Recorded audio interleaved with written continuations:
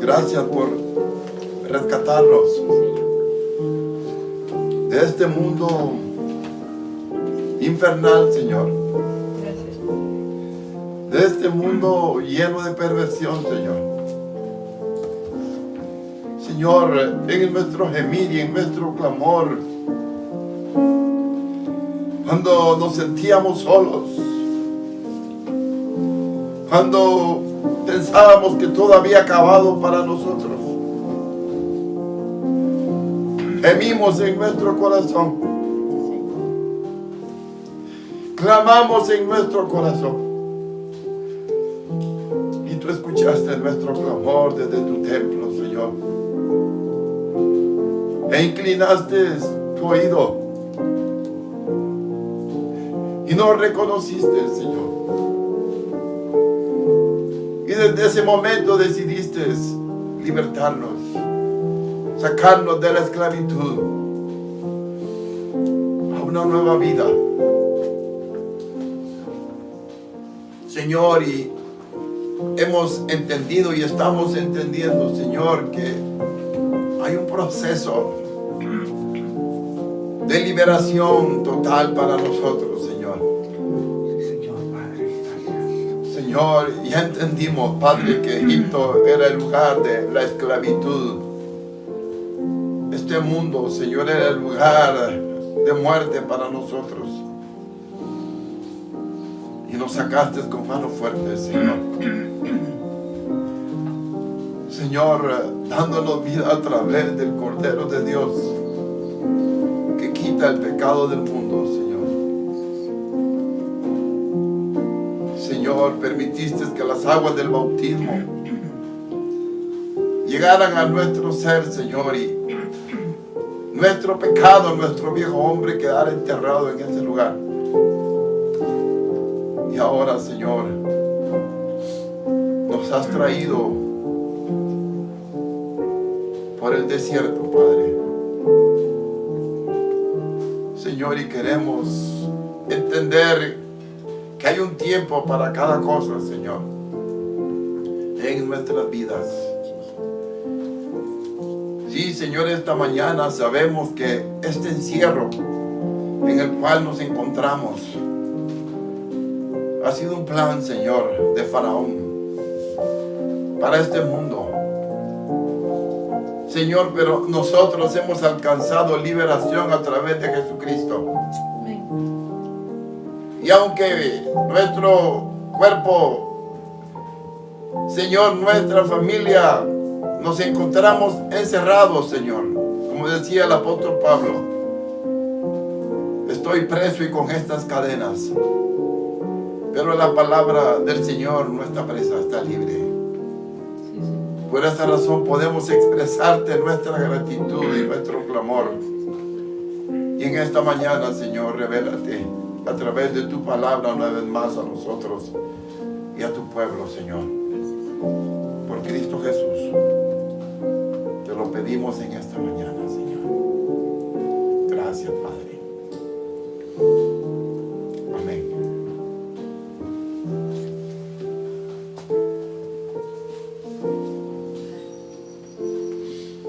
Aleluya.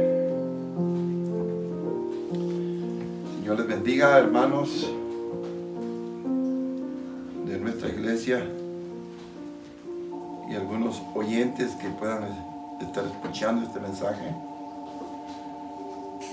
Queremos seguir compartiendo. Bueno, yo le puse el título Los lugares altos porque el Señor me hablaba de los lugares altos, pero hay un recorrido para llegar hasta este lugar o hasta este punto del tema. Y el domingo antepasado vimos la importancia del lugar en donde y cómo adoramos al Señor. Si ustedes recuerdan, iniciamos mencionándoles el primer lugar donde Dios se manifestó a su pueblo por primera vez, y fue en Egipto, siendo el pueblo de Israel esclavo, siendo oprimido por Faraón. y sus hombres. Y ahora queremos ver algunos aspectos de el lugar donde el Señor se vuelve a manifestar a su pueblo. Como dije hace un momento, hasta ahora no se mencionan lugares altos en medio del pueblo de Dios. Pero veremos más adelante qué piensa el Señor de esos lugares altos.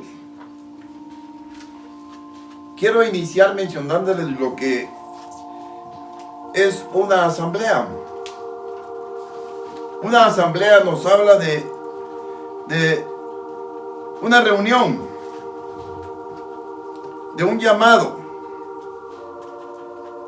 para llevar a cabo o realizar un mensaje importante para un número específico o determinado de personas.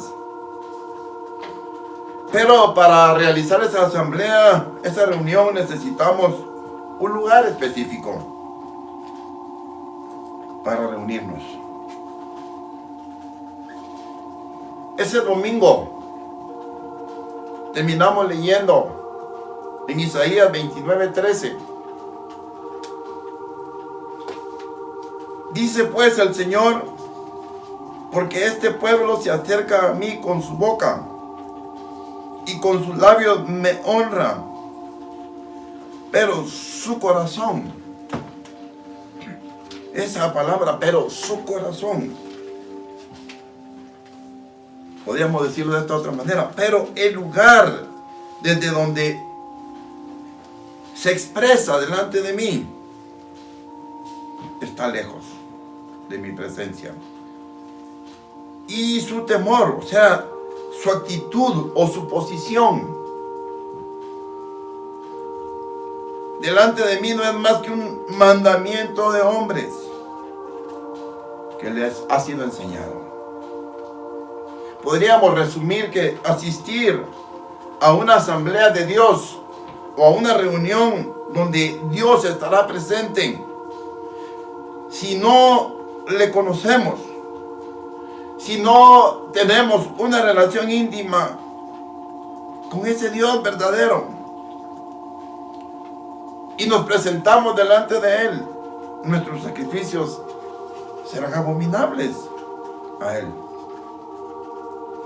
Es importante que entendamos que nosotros como pueblo de Dios fuimos llamados por Él.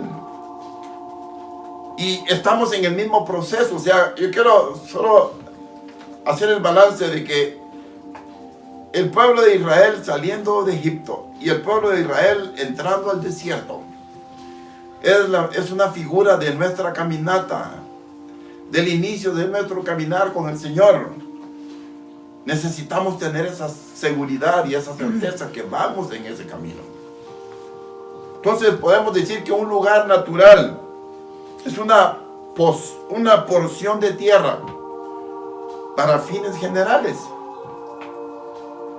Pero al salir de Egipto, el Señor le prometió a su pueblo, Israel, que les daría un lugar en la tierra prometida. La tierra, dijo el Señor, que fluye leche y miel, en donde su pueblo le iba a adorar y a servir para siempre. Esa fue la promesa del Señor, darles un lugar específico. Tal vez no vamos a leerlo esta mañana, pero quiero mencionarles que se encuentra una porción de las Escrituras en Deuteronomio capítulo 12, versos 10 al 11. Ahí el Señor, a través de Moisés, le habla a su pueblo que el Señor escogería un lugar entre las tribus de Israel para que su pueblo le buscara y se reuniera. Por supuesto, nosotros sabemos que ese lugar era el centro por el cual el pueblo de Dios una vez al año se iba a estar reuniendo y ministrando al Señor, presentándole sus diezmos, sus ofrendas, todo lo que el Señor le había dado, el diezmo de sus cosechas, su trigo, su vino y muchas cosas más que el pueblo de Dios trabajaba. Y el lugar donde el Señor se manifestó por segunda vez a su pueblo fue al pie del monte Sinaí. Decimos al pie del monte Sinaí porque el pueblo de Israel no podía subir al monte. Realmente subir al monte es subir a un lugar alto. Pero lo veremos después. ¿Qué significa subir al monte según Dios? ¿Y qué significa subir al monte según la carne? Pero volviendo al tema, en el monte Sinaí solamente Moisés podía subir a ese monte. Es una figura de Cristo Jesús pagando el precio, presentándonos el camino, mostrándonos que Cristo es el único que puede interceder por nosotros al Padre. Pero este monte fue llamado en la palabra el monte que se podía palpar. Eso lo leemos en Hebreos. O sea que el monte Sinaí era un monte natural, el cual revela la Jerusalén terrenal.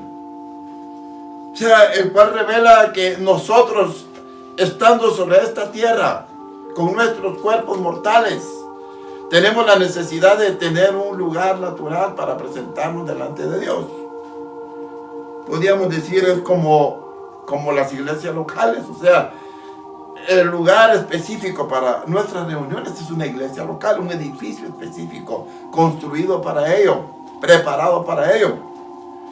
O sea, es una figura, el monte Sinaí es una figura de una iglesia física.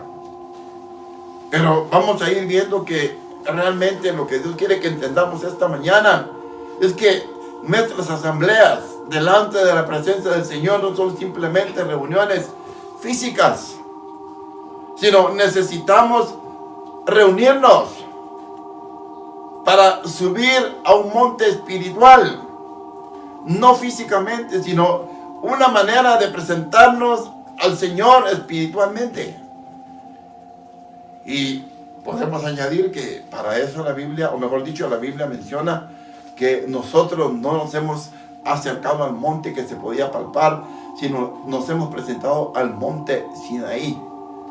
Perdón, nos hemos presentado al monte de Sión, donde Cristo es el que se manifiesta en ese monte. Cristo mismo, ya no aspectos naturales, ya no aspectos de figura, sino realmente la manifestación del Hijo de Dios.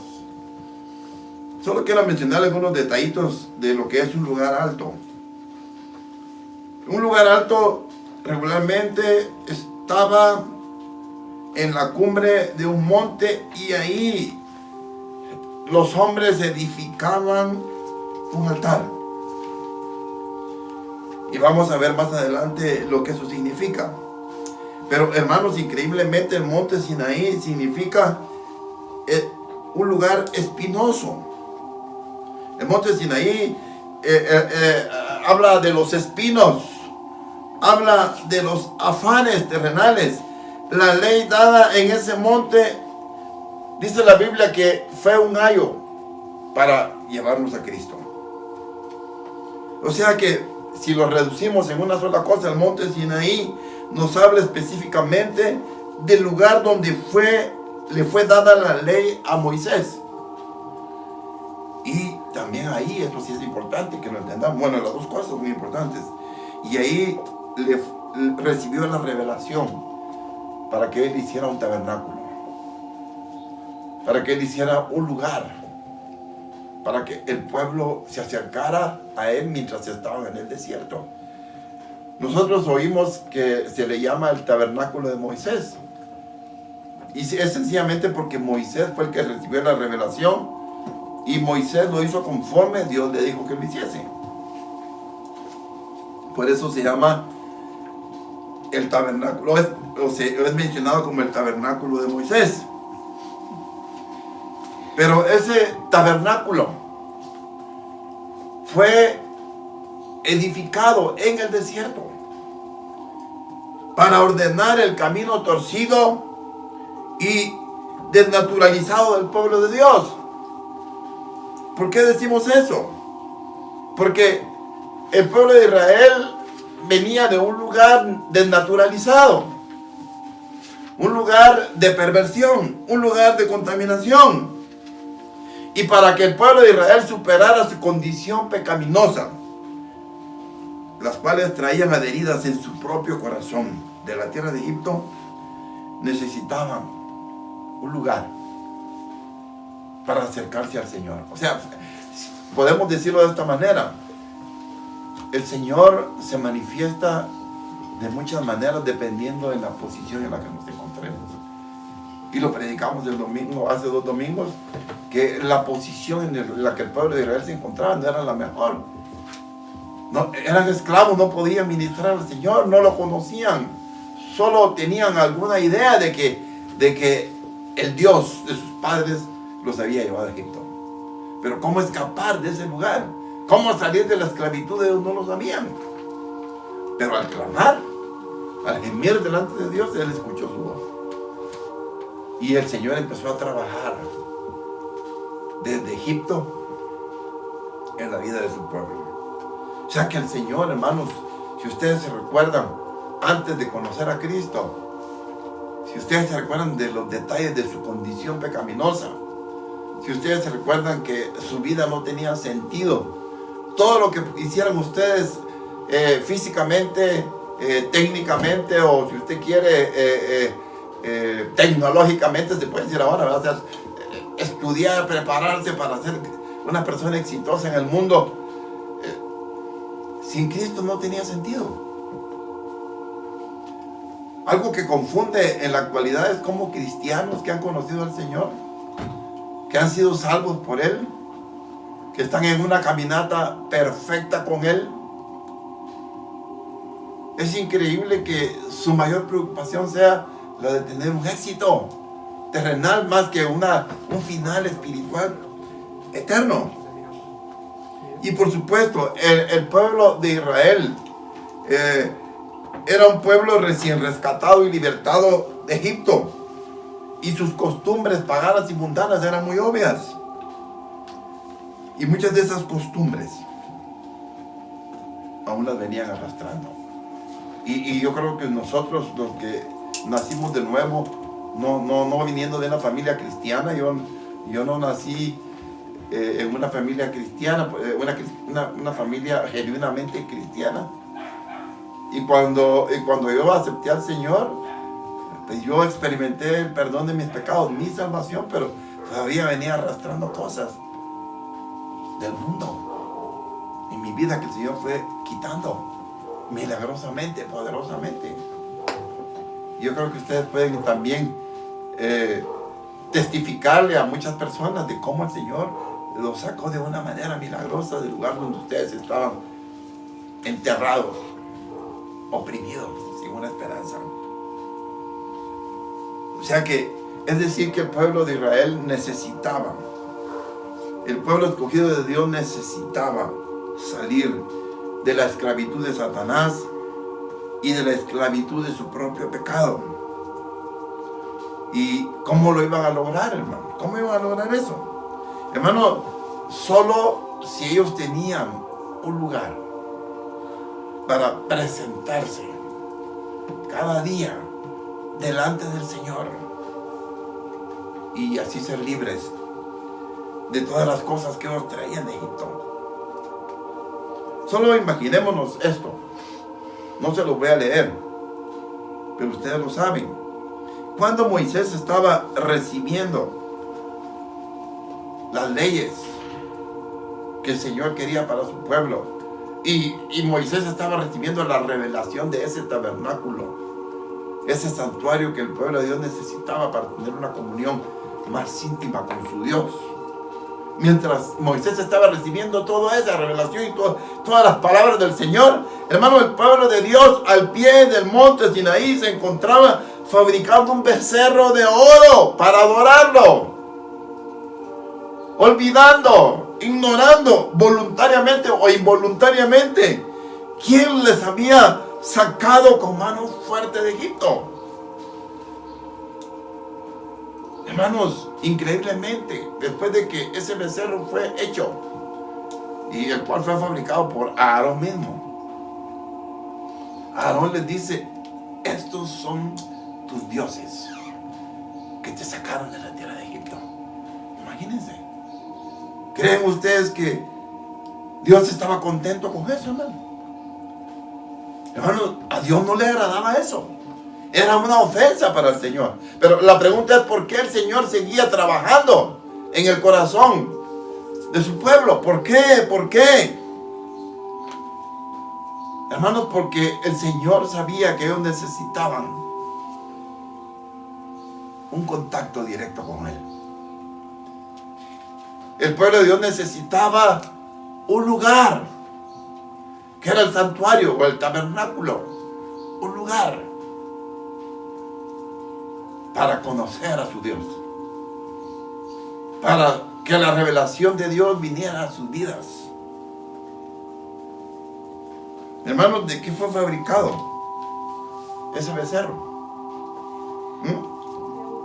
Fue fabricado con todo el oro que Dios permitió que el pueblo de Israel despojara a los egipcios.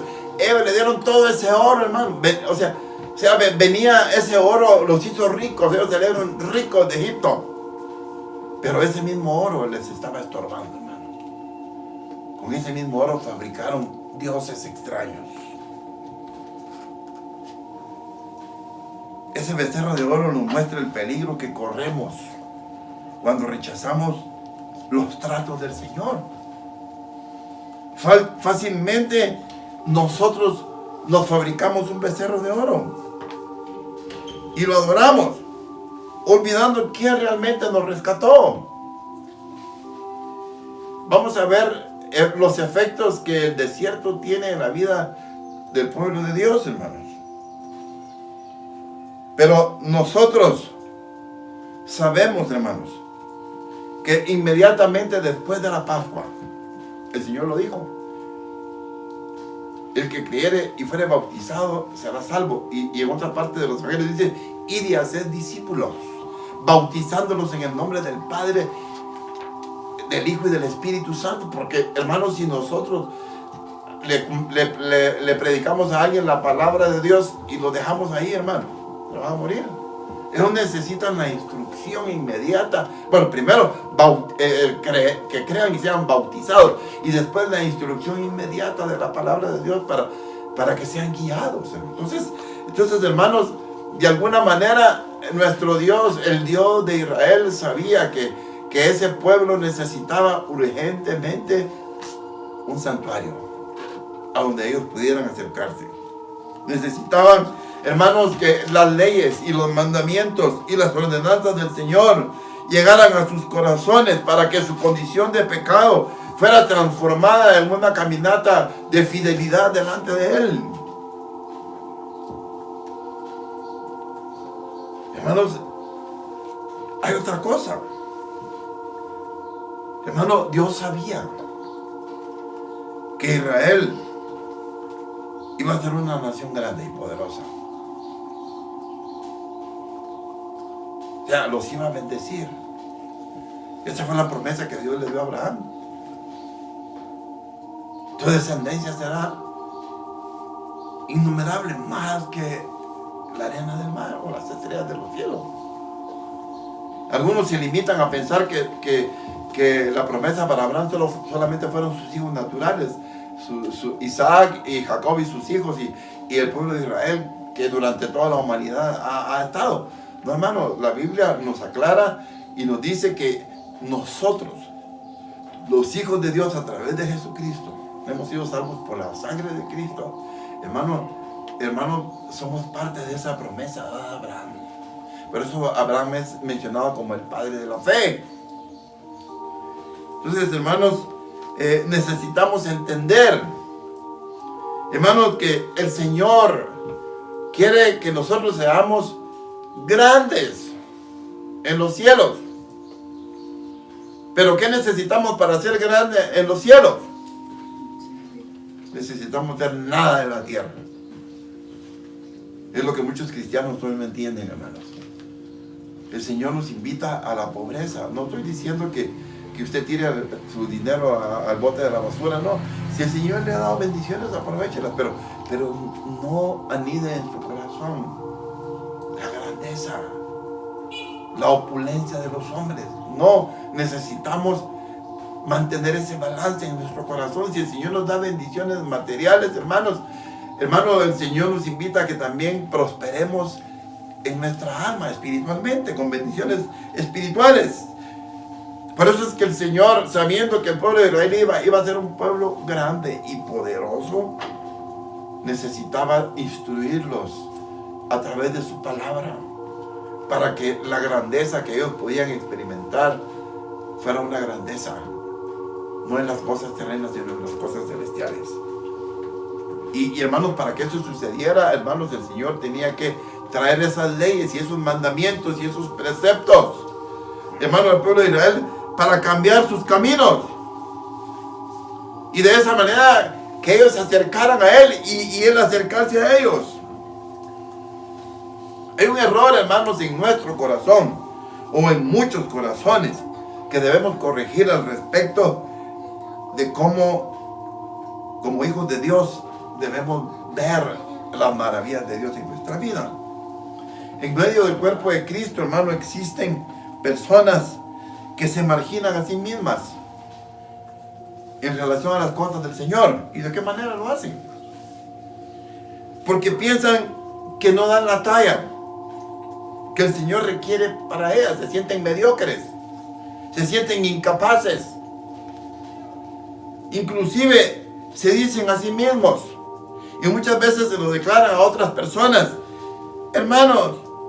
a otros hermanos, o a otras personas, de esta manera.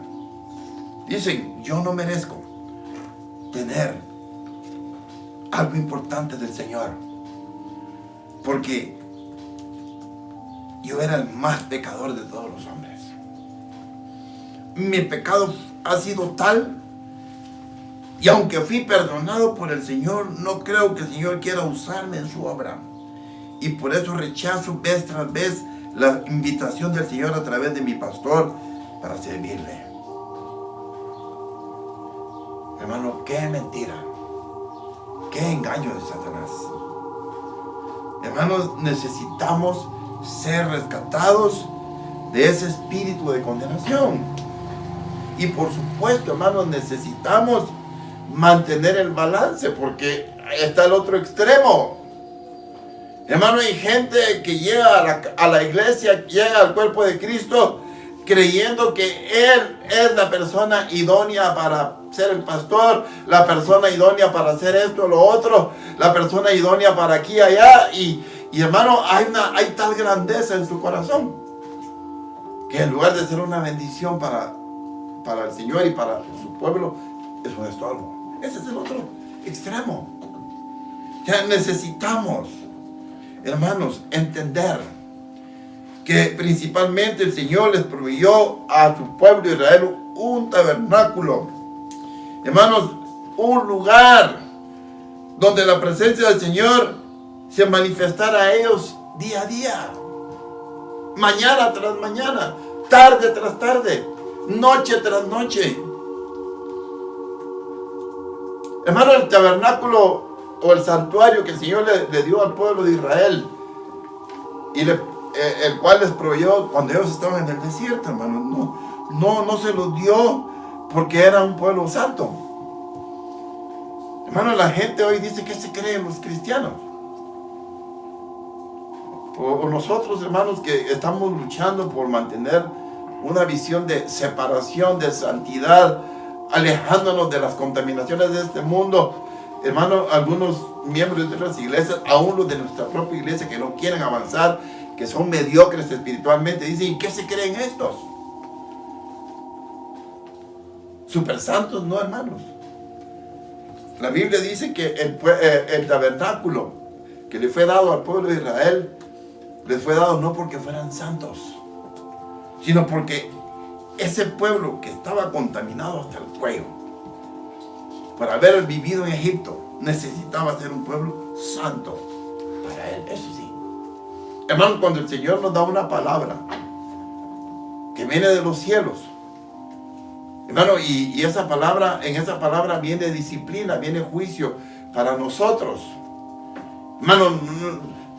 No es porque el Señor nos odie, por ejemplo, que algunos lo ven así, sino porque el Señor quiere limpiarnos, quiere perfeccionarnos, quiere que seamos, hermanos, una persona dispuesta para Él, sanada, transformada, limpia.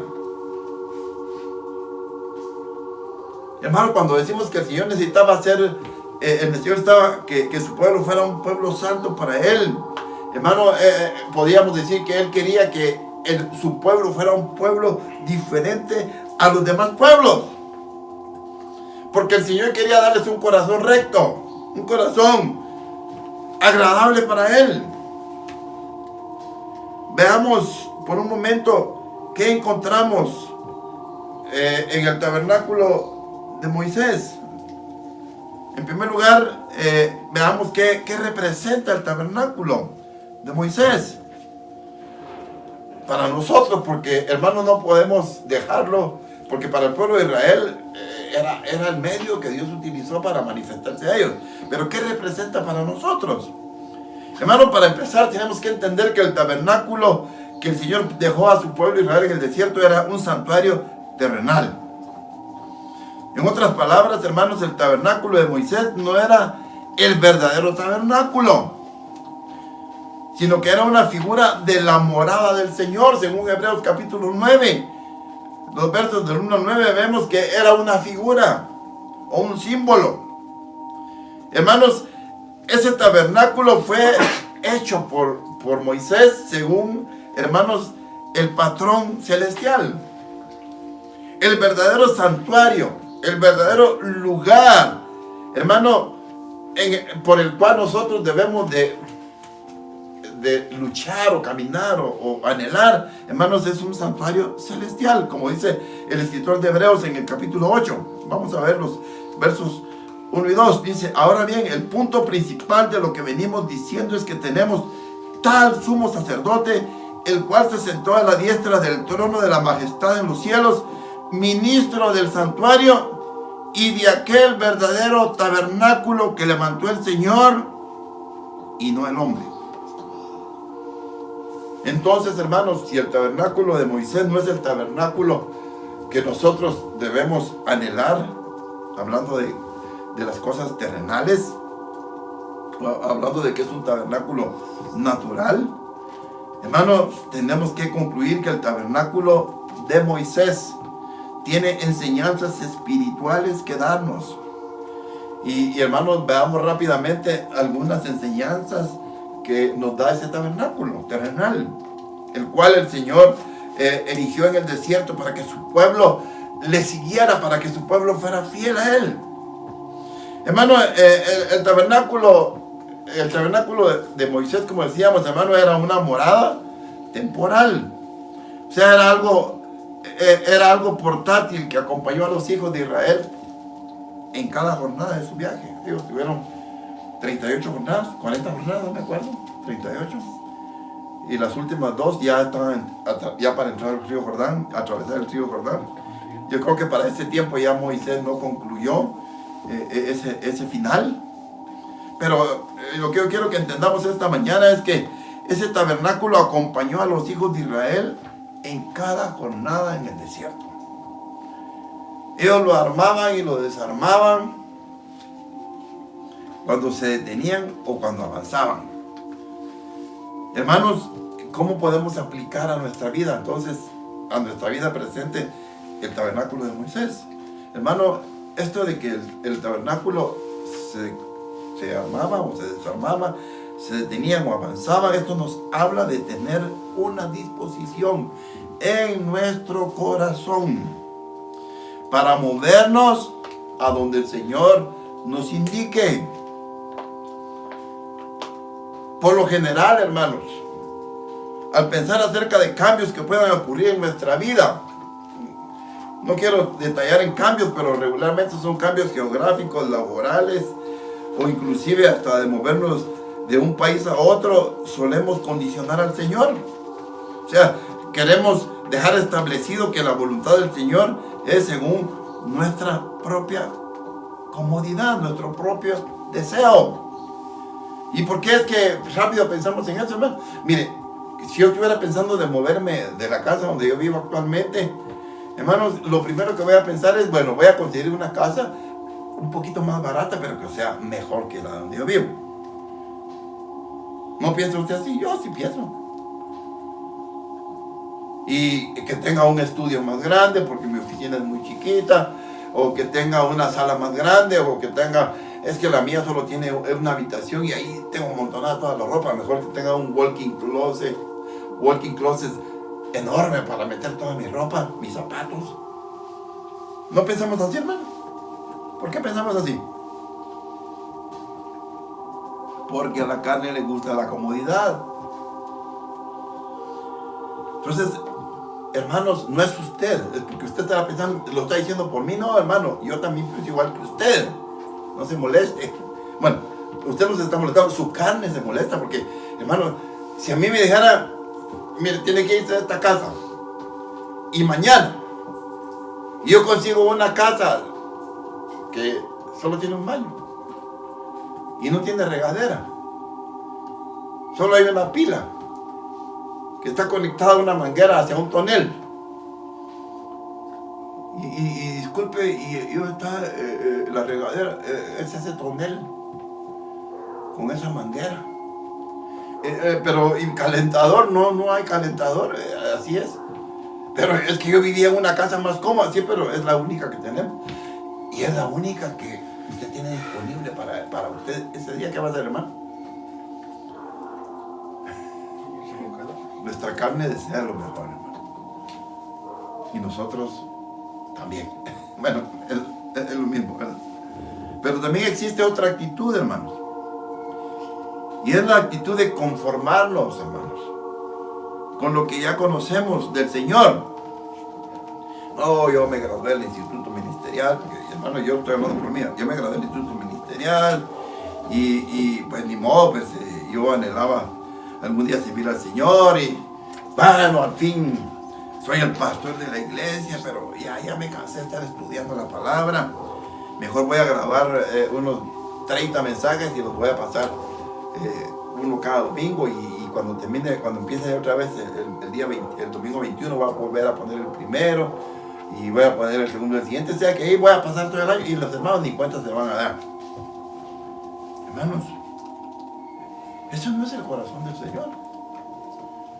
Ya no debemos conformarnos con lo que Dios nos dio de comer hoy, sino, Señor, dame un alimento fresco para mañana.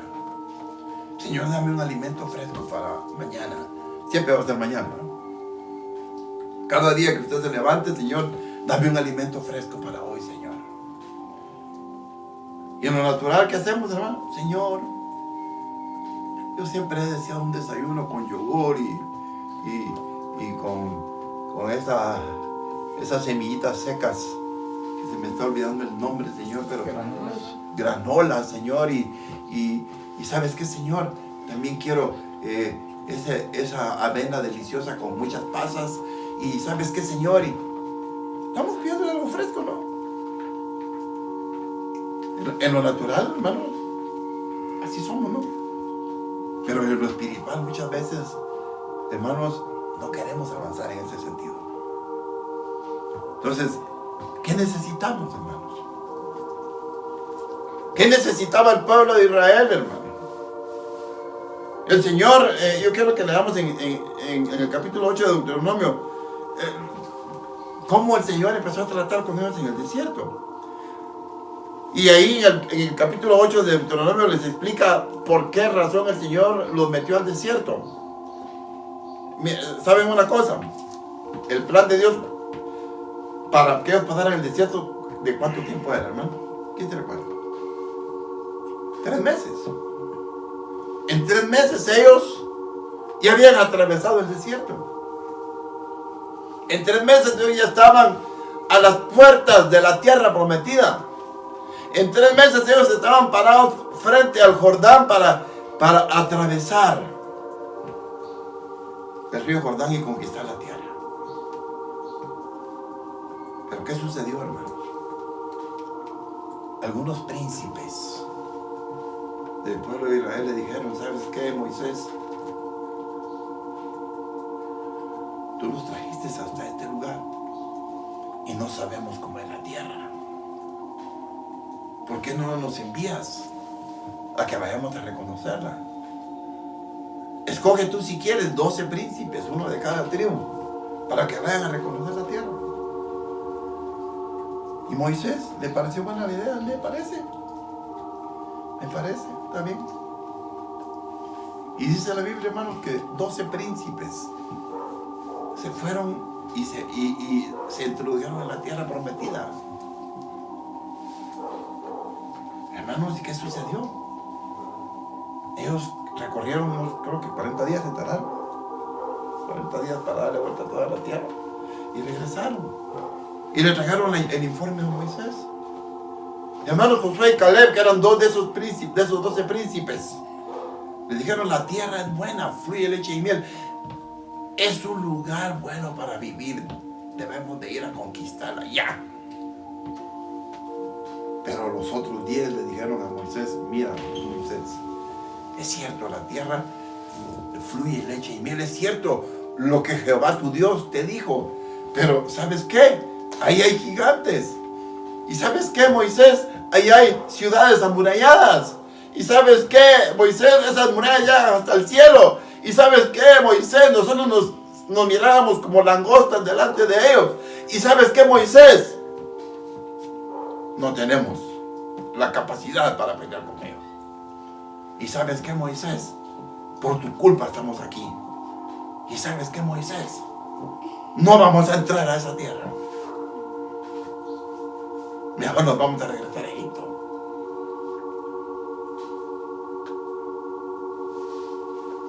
Y Josué y Caleb se levantaron. No, hermano, no es cierto. Podemos conquistar la tierra. Podemos vencer a nuestros enemigos. Y entonces esos 10 espías estuvieron animando al pueblo para apedrear a Josué y Caleb. Y Moisés se postró, hermano, sobre su cabeza en tierra, y le dijo: Señor, ¿qué está pasando? ¿Por qué está sucediendo esto? Entonces el Señor le dijo: ¿sabes qué? Toma este pueblo y regrésalo al desierto hasta que esta generación muera. Esta generación perversa, esta generación incrédula. Porque ellos habían dicho: Moisés, nos metiste en este desierto para que muriésemos nosotros y nuestros hijos. Y el Señor le dijo a Moisés: dile a este pueblo que ellos sí van a quedar postrados en el desierto, pero sus hijos, ellos van a entrar y conquistar la tierra. Ellos no morirán en el desierto. ¿De qué nos habla? ¿De cuál es la figura de eso, hermano? De que nuestra carne, que le gusta acomodarse, nuestra carne que quiere lo mejor, hermanos, está siempre acusando a Dios o acusando a sus líderes por lo que les está sucediendo en su vida. Y el Señor le dice a esta gente: vosotros vais a morir y vuestros hijos no. Bueno, porque es la carne la que no está conforme. Entonces la historia, hermanos, del pueblo de Dios fue que ellos, en lugar de entrar a la tierra y conquistarla en 3 meses, el Señor decidió regresarlos al desierto y por 40 años. Imagínense, por 40 años ellos estuvieron dando vueltas alrededor del monte Sinaí, dando vueltas por todo el desierto. Imagínense cuántas veces pasaron por Mara otra vez, digo, no, se amargaron cuántas veces más. Y se desanimó el pueblo en el desierto. Y toda la historia que cuenta la palabra de Dios. Pero veamos, ya después de esos 40 años, dice el capítulo 8 de Deuteronomio, versículo 1, cuidaréis de poner por obra todo mandamiento que yo os ordeno hoy. ¿Para qué? Para que viváis y seáis multiplicados y entréis y poseáis la tierra que Jehová prometió con juramento a vuestros padres. ¿A quiénes estaba hablando, hermano? A los hijos. ¿Por qué? Porque los padres habían muerto en el desierto. Se había cumplido la palabra de Dios a causa de la incredulidad y la dureza de ellos, hermano. Y el verso 2 dice, y te acordarás de todo el camino por donde te ha traído Jehová, tu Dios, estos 40 años en el desierto. Hermanos, el desierto es un lugar de habitación, hermano. ¿Qué dicen ustedes? Hermanos, yo tomé notas, unas notitas aquí, y puse: el desierto es un lugar desolado, inhóspito. Su característica principal es la soledad y que es un lugar seco.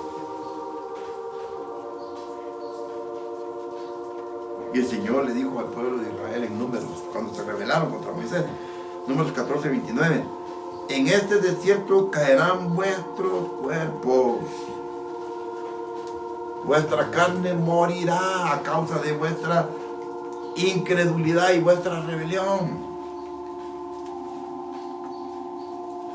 Y en Deuteronomio 1:19 Moisés le recuerda: y anduvimos todo aquel grande y terrible desierto. Increíble, ¿verdad, hermano?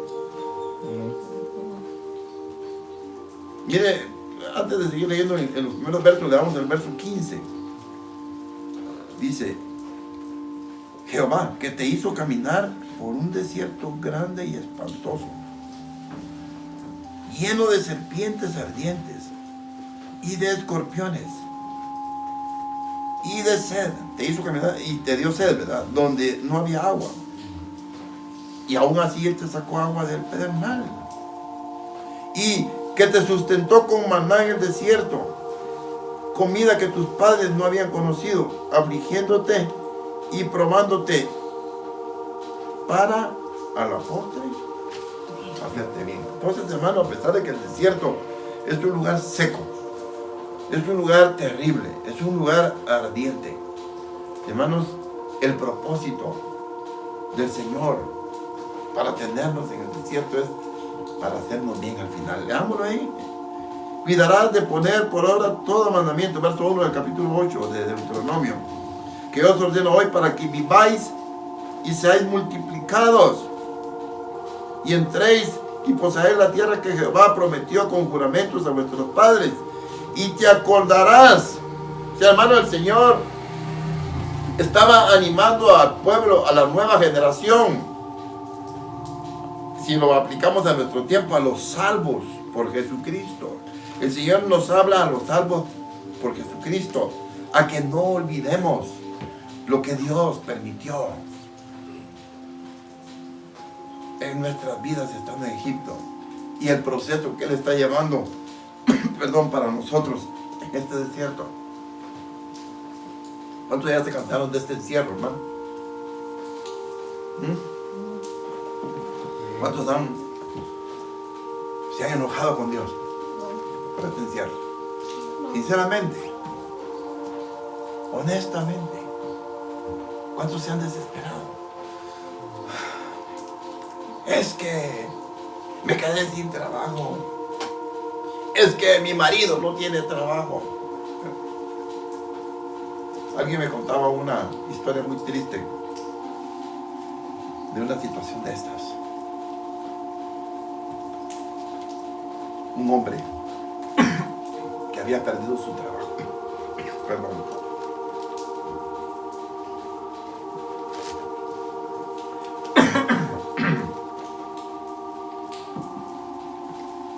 Tenía una niña de 11 meses de edad. Y su esposa, cuando se dio cuenta que ya no iba a tener trabajo, su esposo, a saber por cuánto tiempo, lo dejó. Lo abandonó. Se hartó de que su marido no tuviera trabajo. Por supuesto, espero que no haya sido una cristiana que te hubiese sido, ¿verdad? No se sabe. Pero lo abandonó. Y este hombre seguramente amaba a esa mujer. ¿Y saben qué hizo? Cuando se dio cuenta que su mujer lo había dejado con su bebé de 11 meses. Un hombre no está acostumbrado a cuidar a un bebé de esa edad. Y no estoy justificando a nadie. Pero como él probablemente no tenía al Señor, ¿no? Mató a su bebé. Y después se suicidó él.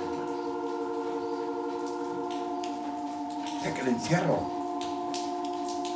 que estamos viviendo, si Dios no está en mi corazón, hermano, si yo no estoy poniendo mi confianza en el Señor, puedo hacer lo mismo o cosas peores, teniendo malas actitudes, rebelándome contra mi autoridad, que es mi marido. Bueno, usted mujer, que es su marido.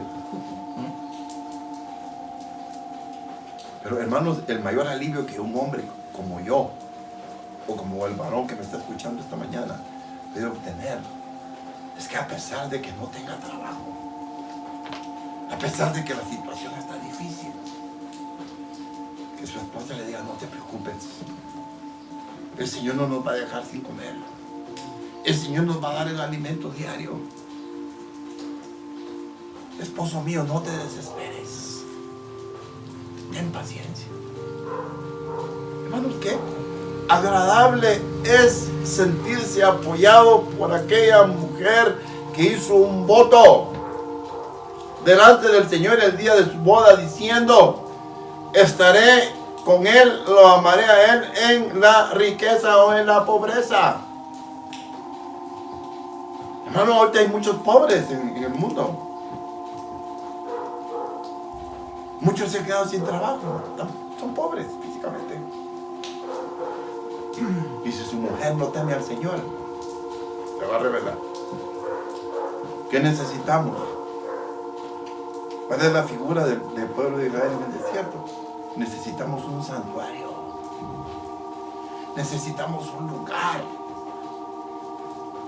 a donde nos podamos acercar al Señor y que Él toque nuestros corazones y que Él nos hable y nos quebrante y nos dé nueva vida. ¿Qué quiere usted? ¿Prosperidad? ¿Grandeza? ¿Riqueza? Eso no es importante hoy, hermano. No es importante hoy. Necesitamos un lugar donde podamos escondernos, donde podamos meternos para ser hallados de nuestro Dios. ¿Quiere usted? ¿Quiere usted un lugar? Hermanos, dice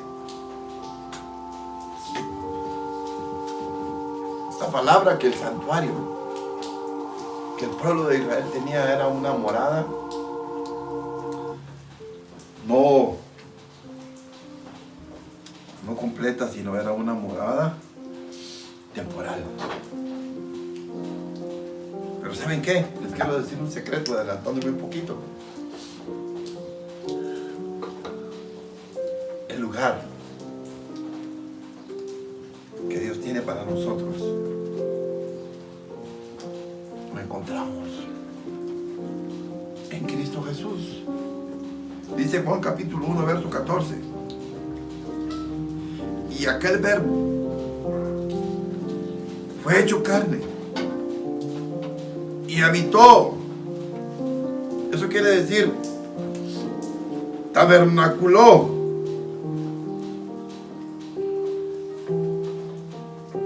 Podríamos añadir, ocupó un lugar. Hermano, cuando Él vino y murió y resucitó, hermanos, Él decidió ocupar su lugar. ¿Y sabe dónde está ese lugar? En su corazón. Por eso Romanos capítulo 10 dice que su palabra no está hasta arriba en los cielos para que tengamos que ir allá, ni hasta lo más profundo de la tierra para que tengamos que descender, no, sino que está en nuestra boca, en nuestro corazón. Ahí, hermanos, está aquel que decidió venir y morir por nosotros y tabernaculizar con nosotros. O sea, buscó una morada y nosotros somos esa morada. Y vimos su gloria, dice. Eso el apóstol Juan lo testificaba. Y vimos su gloria, gloria como la del unigénito del Padre, lleno de gracia y de verdad. ¿Por qué sus discípulos, hermanos, murieron como mártires sin quejarse? ¿Ha pensado usted en eso? Porque Jesús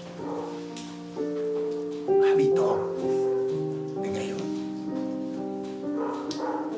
Hermanos, sus discípulos llegaron a ser un tabernáculo de la presencia de Dios. Un santuario donde Dios pudiera morar. Y hoy, hermanos, ese santuario que es usted, que soy yo, el Señor quiere tomar el control total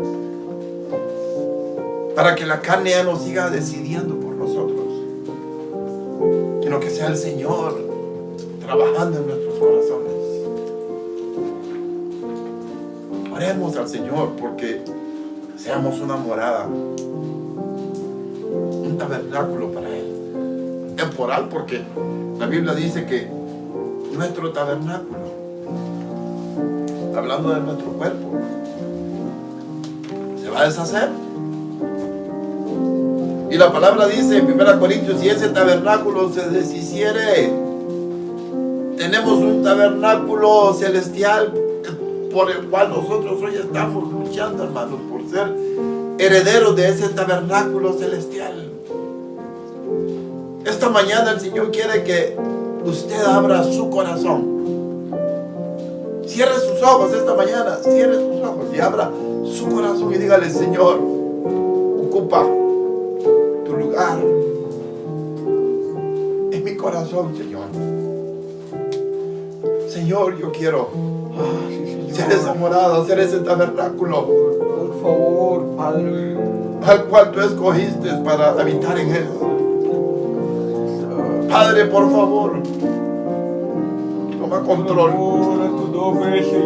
Toma control de nuestras vidas en esta mañana, Señor. Atráenos a ti, por favor. Perdónanos porque no hemos entendido, no hemos obedecido a tu voz, Señor. Y tu palabra dice que tu siervo vio la gloria del unigénito del Padre, el apóstol Juan, lleno de gracia y verdad, Señor. Señor, que esa gracia pueda venir a nuestros corazones esta mañana y tu verdad ocupe su lugar. La palabra viva ocupe su lugar en nuestros corazones, Señor, para que ya no seamos nosotros los que decidamos qué es lo que prosigue en nuestra vida, sino que sea Él, tu Hijo amado, el que decida, Señor.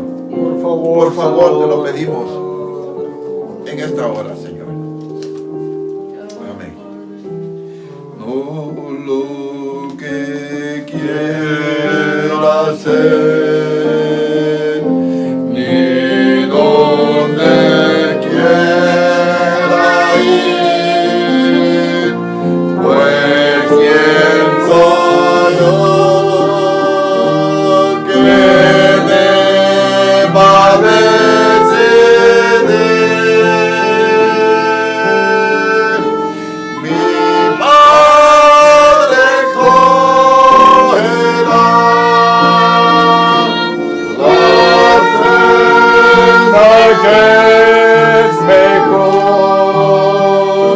y así feliz con él.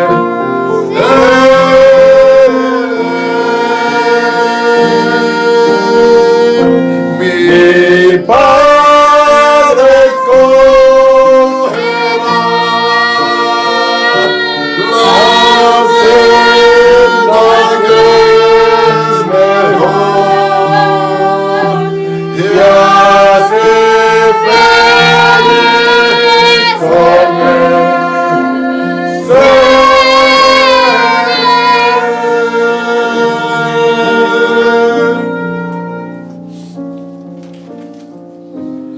Gracias, Señor. Muchas gracias. Gracias, Padre. Oh, Que podamos encontrarte Sí, Señor. en tu santuario, Señor.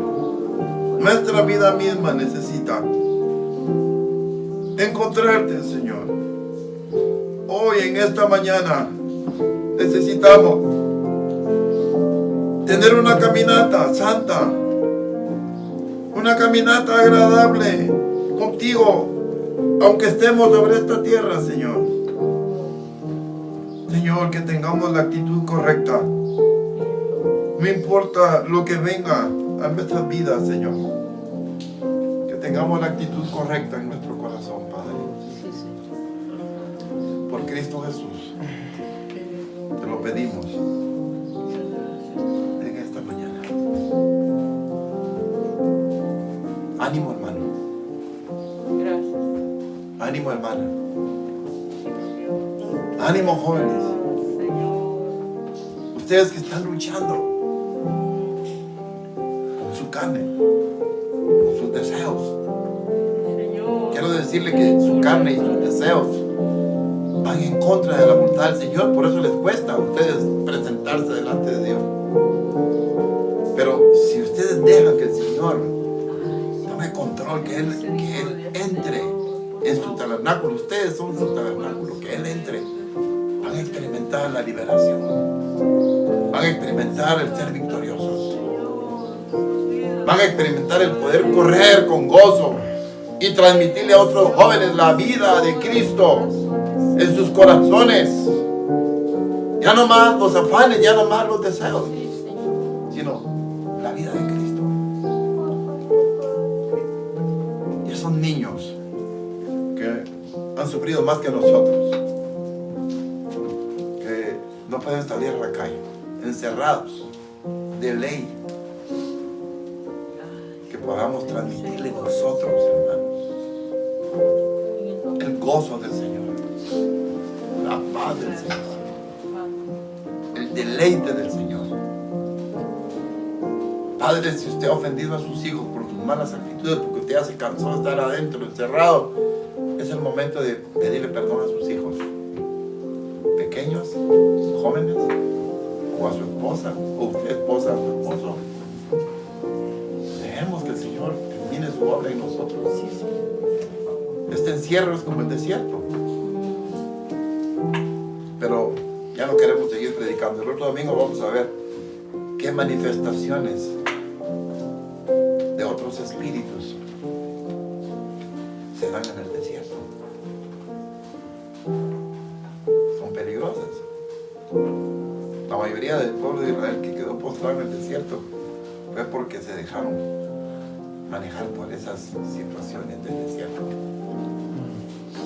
Que el Señor les bendiga en esta mañana, hermanos de la iglesia Belén, de los diferentes departamentos, hermano Chimaltenango, en Tecpan, Chimaltenango, Cabecera, San Miguel Morazán,